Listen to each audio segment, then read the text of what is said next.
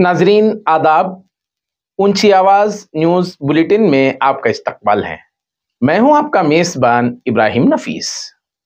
चलिए देखते हैं आज की इंटरनेशनल, नेशनल, स्टेट और सिटी की ताज़ा तरीन खबरें, लेकिन उससे पहले नजर डालते हैं आज की अहम सुर्खियों पर।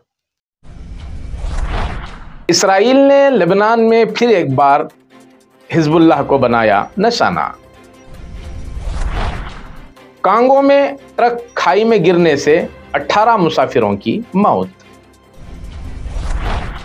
अमेरिका बन गया अयोध्या, मनाई गई दिवाली, टाइम्स स्क्वायर में तकसीम हुए लड्डू। नरेंद्र मोदी के जरिए रामलला की प्राण प्रतिष्ठा तकरीब की हुई अदायगी। ऑस्ट्रेलिया के क्रिकेटर उस्मान ख्वाजा ने फलस्तीनी बच्चों की मदद के लिए जूते नीलाम करने का किया ऐलान। राहुल गांधी ने कहा कि मणिपुर से यात्रा का आगाज मुल्क की तवज्जह मबजूल करवाना था।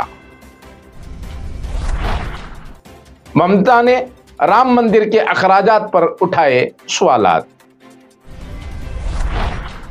बिल्किस बानो केस के तमाम 11 मुजरिमीन गोधरा सब जेल में हो गए सरेंडर। फ्रांसीसी फौजी जवानों की हिंदुस्तान आमद, 26 जनवरी को दिखाएंगे अपने करतब। कोलकाता में कोयला या लकड़ी का चूल्हा जलाने पर हो सकती है जेल। रियासती कौंसिल इंतखाबात के लिए जेडीएस और बीजेपी लीडरों की मुलाकात। अब इंटरनेशनल न्यूज तफसील से। इसराइल ने एक बार फिर लेबनान में हिजबुल्लाह के रहनुमाओं को निशाना बनाया है, जिसमें वीआईपी प्रोटेक्शन यूनिट के 2 कमांडो की मौत के घाट उतार दिया गया। बताया जाता है कि ताज़ा ड्रोन हमला बिनते जुबैल में फौजी चौकी के करीब एक कार पर किया गया, जिससे कार मुकम्मल तौर पर तबाह हो गई और इसमें शदीद आग भड़क उठी। देखते ही देखते साथ खड़ी एक गाड़ी को भी जलाकर खाक कर दिया गया। अरब मीडिया के मुताबिक मरने वाले दोनों कमांडर्स की शनाख्त हिजबुल्लाह के वीआईपी प्रोटेक्शन यूनिट के कमांडर्स की हैसियत से की गई है, जिसमें एक का नाम फजल सुलेमान था। याद रहे कि गज़ा में जंग के बाद इसराइल ने हिजबुल्लाह पर हमास की मदद का इल्ज़ाम आयद करते हुए लेबनान में कमांडर्स और रहनुमाओं को निशाना बनाना शुरू कर दिया है, जिसमें अब तक 6 अहम शख्सियात जान बहक हो चुकी हैं। जुनूब मगरिबी कांगो में तेज रफ्तार ट्रक बेकाबू होकर खाई में जा गिरने से गाड़ी में सवार 18 मुसाफिर हिलाक और 1 दर्जन से जायद अफराद जख्मी हो गए। पुलिस ने ये इत्तला दी है। कासांगो लो के पुलिस कमांडर बेंजामिन बंजा ने बताया कि इतवार के रोज वस्ता कांगो जिला के सांगोलो में सामान से लादा एक ट्रक खाई में जा गिरा और ट्रक में कई मुसाफिर भी सवार थे। बताया जाता है कि खाई से बरामद होने वाली लाशों को कासंगोलो जनरल हॉस्पिटल के मुर्दाखाने में ले जाया गया है, जबकि हॉस्पिटल में दाखिल जख्मियों में 6 शदीद जख्मी और 15 बच्चे शामिल हैं। बंजा ने बताया कि ट्रक को शदीद नुकसान पहुंचा है और अभी तक खाई से नहीं निकाला जा सका है। उनका कहना था कि हादसे की वजह तेज रफ्तारी हो सकती है। 22 जनवरी को अमेरिका में भी रामलला की आमद पर तकरीबात का इनेकाद किया गया और दिवाली मनाई गई। इस मौके को मनाने के लिए अमेरिका भर में तकरीबन 1 दर्जन तकरीबात का मंसूबा बनाया गया। न्यूयॉर्क टाइम्स स्क्वायर से बोस्टन तक, साथ ही वाशिंगटन डीसी और सैन फ्रांसिस्को में तकरीबात का इनेकाद बैक वक्त हुआ, जब भारत में तकरीब मुनक़िद हुई। टेक्सास, न्यूयॉर्क, न्यू जर्सी और जॉर्जिया समेत दीगर रियासतों में बिलबोर्ड्स लगाए गए हैं। न्यूयॉर्क में ओवरसीज फ्रेंड्स ऑफ राम मंदिर के अरकान ने टाइम्स स्क्वायर में लड्डू तकसीम किए। तंजीम के रुकन प्रेम भंडारी ने कहा कि यह प्रोग्राम अमेरिका भर में बड़े धूमधाम से मनाया गया। उन्होंने कहा कि हमने कभी नहीं सोचा था कि हम अपनी जिंदगी में इस अजीम दिन के गवाह बनेंगे। अयोध्या में राम मंदिर के इफ्तिताह की याद में अमेरिका भर में हिंदू अमेरिकन कम्युनिटी ने कई कार रैलियां निकाली। काबिले जिक्र बात यह है कि प्राण प्रतिष्ठा का अमल अमेरिका में 16 जनवरी से शुरू हो गया था।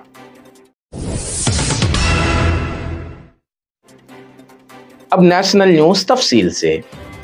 वजीर आजम नरेंद्र मोदी ने नव तामीर शुदा राम मंदिर में राम लल्ला के बाल विग्रह की प्राण प्रतिष्ठा की रस्म अदायगी आचार्य सुनील शास्त्री की क़यादत में 121 प्रकांत विद्वानों ने संजीवनी योग में मंत्र पढ़ते हुए प्राण प्रतिष्ठा को मुकम्मल कराया।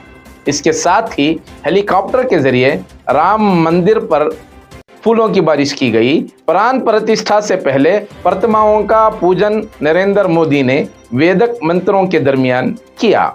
तकरीब में आरएसएस सरबराह मोहन भागवत, गवर्नर आनंदीबेन पटेल और वजीर आला योगी समेत मुल्क भर के मंदुबीन शरीक रहे। राहुल गांधी ने कहा है कि मणिपुर से भारत जोड़ो न्याय यात्रा शुरू करने के पीछे उनका मकसद तशद्दुद से मुतासिरा मणिपुर की तरफ मुल्क की तवज्जो मबजूल करवाना है। राहुल गांधी ने मणिपुर में जारी बहरान के लिए बीजेपी और आरएसएस को जिम्मेदार ठहराते हुए कहा कि आरएसएस और बीजेपी के नजरिए ने मणिपुर के ख्याल को तबाह कर दिया है। नफरत और तशद्दुद की सियासत ने रियासत को टुकड़े टुकड़े कर दिया है, जिसके नतीजे में सैकड़ों अमवात हुई हैं और हजारों लोग अपनी इमलाक से महरूम हो गए, जो कि बहुत बड़ा अलमिया है। राहुल ने कहा कि जब से तशद्दुद फूट पड़ा, वजीर आजम नरेंद्र मोदी ने एक बार भी मणिपुर का दौरा नहीं किया। उन्होंने कहा कि यह हैरानकुन बात है कि हिंदुस्तान के वजीर आजम ने अभी तक मणिपुर का दौरा क्यों नहीं किया। क्या मणिपुर हिंदुस्तानी रियासत नहीं है? क्या मणिपुर के लोग हिंदुस्तान का हिस्सा नहीं हैं? अगर वजीर आजम मणिपुर में तशद्दुद को रोकना चाहें तो वो 3 दिन में ऐसा कर सकते हैं, जबकि वजीर आजम मणिपुर में तशद्दुद को ख़त्म करने में दिलचस्पी नहीं रखते। उन्होंने कहा कि वो मणिपुर के लोगों के दर्द के बारे में बाकी हिंदुस्तान को पैगाम देना चाहते हैं। वाज़ेह रहे कि आसाम के नागांव ज़िले में दाखिल होने की इजाज़त न मिलने के बाद राहुल गांधी की भारत जोड़ो न्याय यात्रा आज मेघालय में दाखिल हो गई है।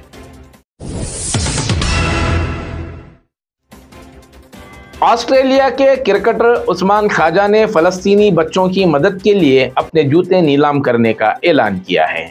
वाज़ेह रहे कि गुज़िश्ता माह उस्मान ख्वाजा को पाकिस्तान के खिलाफ टेस्ट मैच में आईसीसी ने ये जूते पहनने से रोक दिया था। उस्मान ख्वाजा ने जूतों की नीलामी का ऐलान सोशल मीडिया पर करते हुए कहा कि नीलामी 12 फरवरी तक जारी रहेगी। उन्होंने कहा कि इससे हासिल होने वाली तमाम आमदनी यूनिसेफ चिल्ड्रंस ऑफ गज़ा के लिए होगी। बच्चों को आपकी मदद की पहले से ज़्यादा ज़रूरत है। वाज़ेह रहे कि उस्मान ख्वाजा के जूतों पर तमाम जिंदगियां बराबर हैं लिखा हुआ है। मगरबी बंगाल की वजीर आला ममता बनर्जी ने पीर को राम मंदिर की प्राण प्रतिष्ठा के दिन कोलकाता में एक तवील जुलूस निकाला। हिंदू, मुस्लिम, सिख, ईसाई और तमाम बिरादरियों के पुजारियों और हजारों कारकुनों और हामियों के साथ भवानीपुर के रास्ते वो मुस्लिम अक्सरियती इलाके पार्क सर्कस पहुंची।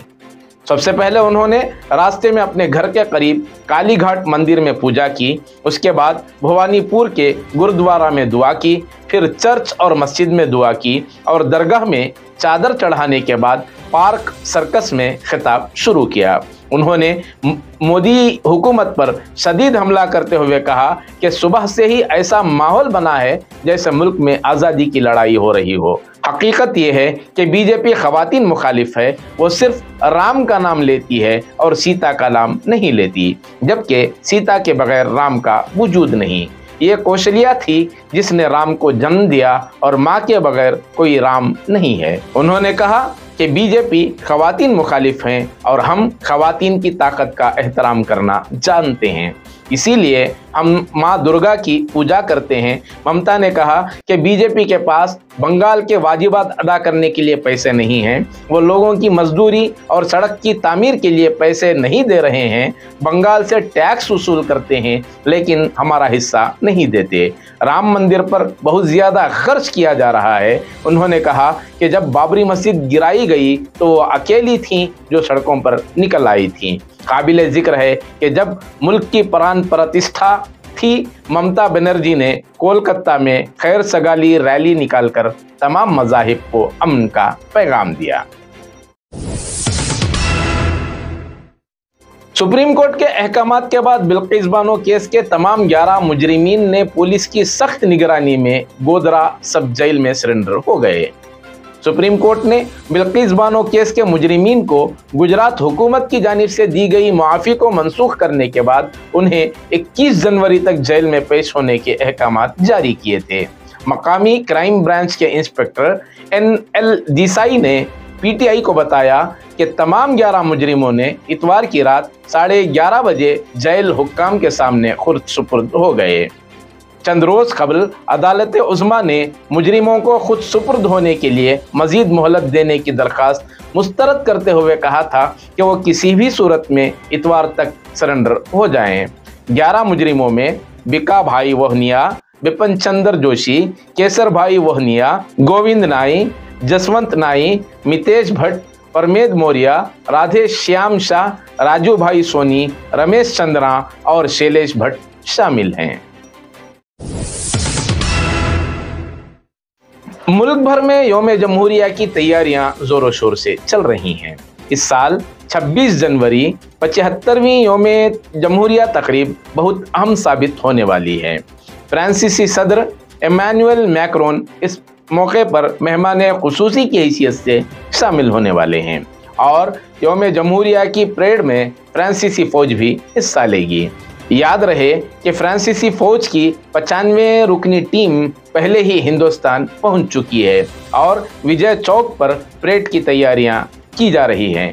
रिपोर्ट्स के मुताबिक यौम जमहूरिया तकरीब में 2 फ्रांसीसी राफेल जंगी तैयारे करतब दिखाने के लिए तैयार हैं। फ्रांसीसी फौज को दुनिया की सबसे एलिट फौज तस्वुर किया जाता है। यह अपनी खास ट्रेनिंग और दुनिया भर में अपनी मुहिम के लिए मशहूर है। काबिल जिक्र है कि दूसरा मौका है जब कर्तव्यापथ पर फ्रांसीसी मुसल्लह अफवाज की टुकड़ी परेड करेगी। इससे कबल 2016 में फ्रांस आर्मी के जवानों ने हिंदुस्तान में यौम जमहूरिया तकरीब में हिस्सा लेकर तारीख रकम की थी। वो पहला मौका था जब किसी गैर मुल्की फौज ने हिंदुस्तान के रिपब्लिक डे परेड में हिस्सा लिया था। उस वक्त भी मेहमान खुसूसी फ्रांसीसी सदर ही थे। कोलकाता में अगर कोई भी कोयला या लकड़ी का चूल्हा जलाया तो उसे जेल की हवा खानी पड़ सकती है। शहर में माहौलियाती कारकुनों की तवील वक्त से की जा रही अपील पर अमल करते हुए कोलकाता पुलिस ने सड़क के किनारे खाने पीने की जगहों पर इंतहाई आलूदगी फैलाने वाले कोयले या लकड़ी के चूल्हों के इस्तेमाल के खिलाफ सख्त कार्रवाई करने का फैसला किया। सिटी पुलिस हेडक्वार्टर ने शहर के तमाम ट्रैफिक गार्डों को अपने दायरे इख्तियार के इलाकों में सड़क के किनारे ऐसे बावर्ची खानों की फहरिस्त तैयार करने की हिदायत दी है। ट्रैफिक गार्ड्स उसे सिटी पुलिस हेडक्वार्टर भेजेंगे। एक अंदाजे के मुताबिक कोलकाता में 10,000 स्ट्रीट फूड फरोश हैं जिनमें से ज़्यादातर कोयला या लकड़ी के तंदूर इस्तेमाल करते हैं। उनसे खारिज होने वाली आलूदगी वाली गैस खतरनाक हो सकती है।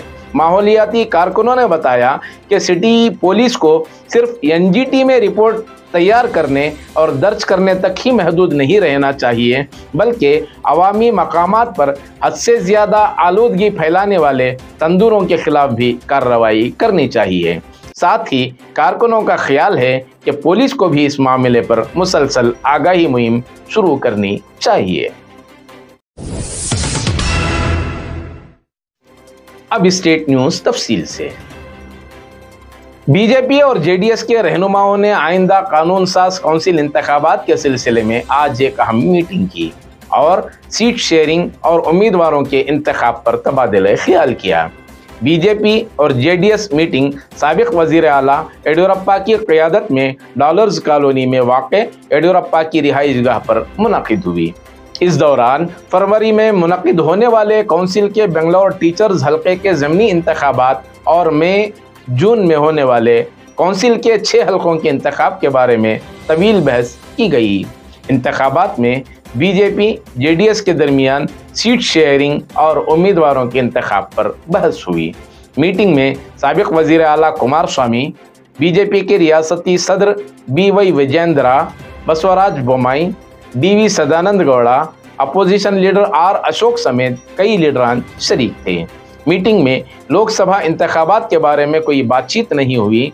ज़राए के मुताबिक जेडीएस लीडरों ने मुतालबा किया है कि फरवरी में होने वाले बेंगलुरु टीचर्स हल्के के ज़िम्ने इंतखाब को जेडीएस को दे दिया जाए। इसके अलावा 6 हल्कों में ग्रेजुएट्स और असातिज़ा के आइंदा इंतखाबात में दोनों जमातों के मुत्तफ़िक़ होने और मैदान में उतरने पर भी बातचीत हुई है। नाजरीन, ये थी ताज़ा तरीन खबरें जो आपके सामने पेश की गईं। हमें पूरी उम्मीद है कि जिस तरह आज तक आपने अपना ताउन बरकरार रखा, आइंदा भी आप इसी तरह अपनी अपनाइयत का इजहार करेंगे। इसी के साथ दीजिए इजाज़त, फिर मुलाकात होगी ताज़ा तरीन खबरों के साथ।